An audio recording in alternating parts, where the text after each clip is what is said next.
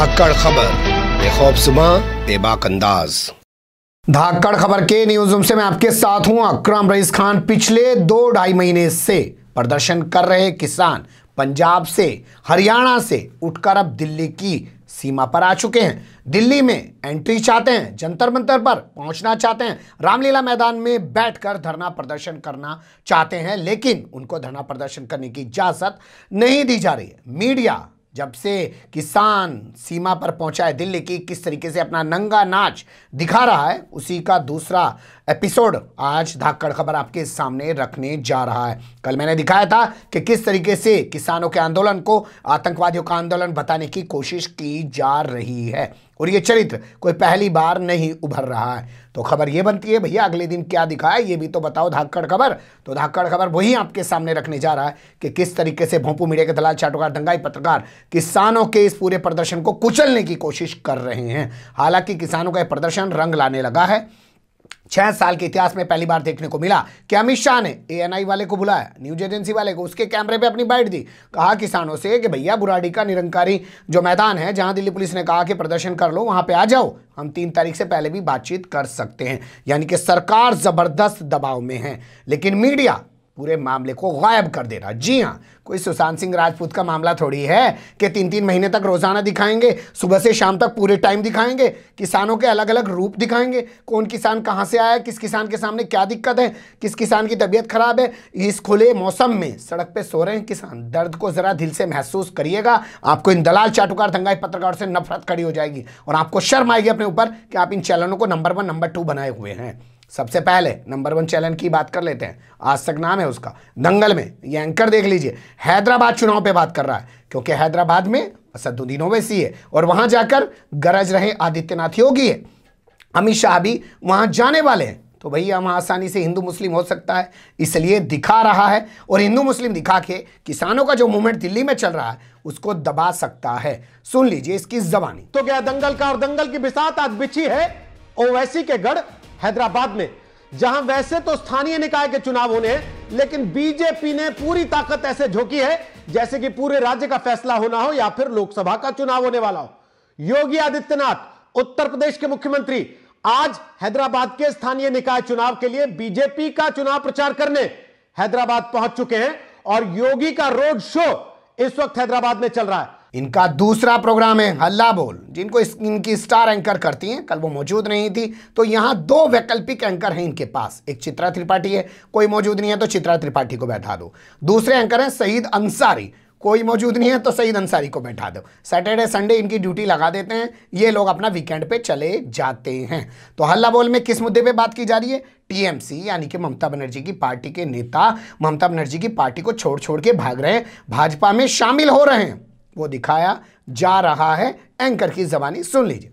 पश्चिम बंगाल में चुनाव से पहले टीएमसी में भगदड़ मची हुई है। टीएमसी विधायक मेहर गोस्वामी के बीजेपी में शामिल होने के बाद मंत्री से इस्तीफा दे चुके शुभेंदु अधिकारी के बीजेपी में जाने के आसार तेज हो गए हैं। यानी कि एक चैनल जो अपने आप को नंबर 1 कहता है, टॉप का चैनल कहता है, 2 डिबेट शो हैं, किसानों पर एक में भी बात नहीं की जा रही है। एक में हैदराबाद पे आसानी से हिंदू मुस्लिम, दूसरे पे ममता बनर्जी पे, वहां भी आसानी से हिंदू मुस्लिम। यानी कि लोगों के सामने से किसानों की खबर को गायब करने की पूरी सोचे समझे तरीके से साजिश है। अब आगे देख लीजिए, जी न्यूज़ की तरफ चलते हैं। आपको जी न्यूज़ ताल ठोक के फर्स्ट 2 करता है, ताल ठोक के फर्स्ट, ताल ठोक के सेकंड।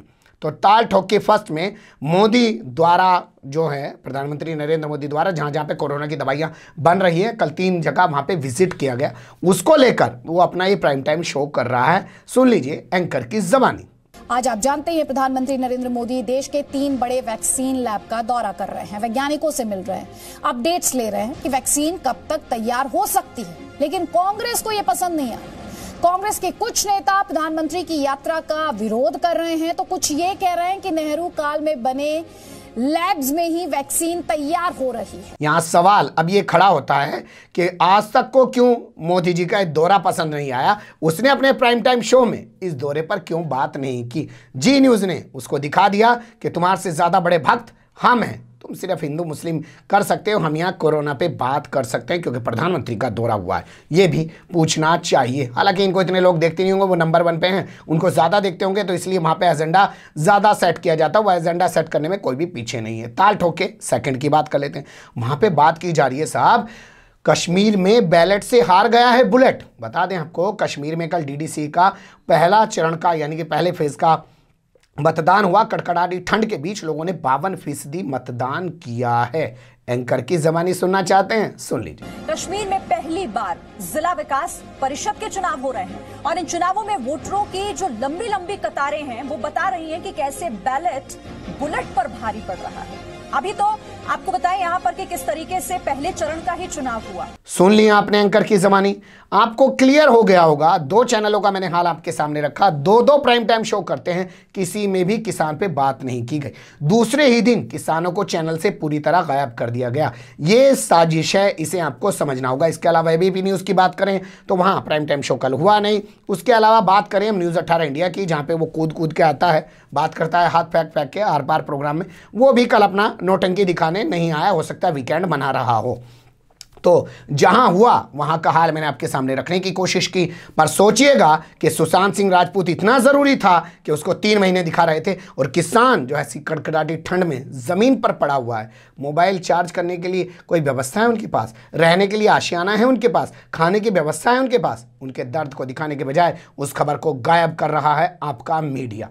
देखते रहिए, आपको भी तो मज़ा आ रहा है ना, क्योंकि वो कहते यही हैं कि हम वो दिखाते हैं जो लोग देखना चाहते हैं। वहाँ पलट के मैं कहता हूँ, लोग तो पोर्नोग्राफी देख रहे हैं, सबसे ज़्यादा सन्नी लियोन को सर्च किया जाता है, तो भैया न्यूज़ चैनल बनकर वही दिखाने लग जाए ना, खूब चलेगा धंधा तेरा। बने रहिएगा धाकड़ खबर के साथ। फिलहाल कमेंट्स के रूप में आप लोग अपनी राय दे सकते हैं, खबर को लाइक कर सकते हैं, चैनल को सब्सक्राइब कर सकते हैं, ज़्यादा से ज़्यादा हमारी खबरों को शेयर कर सकते हैं। फिर ऐसे ही किसी सुलगते हुए या उलझते मुद्दे लेकर मैं आपके सामने हूँगा हाजिर। फिलहाल अभी मुझे दें इजाज़त।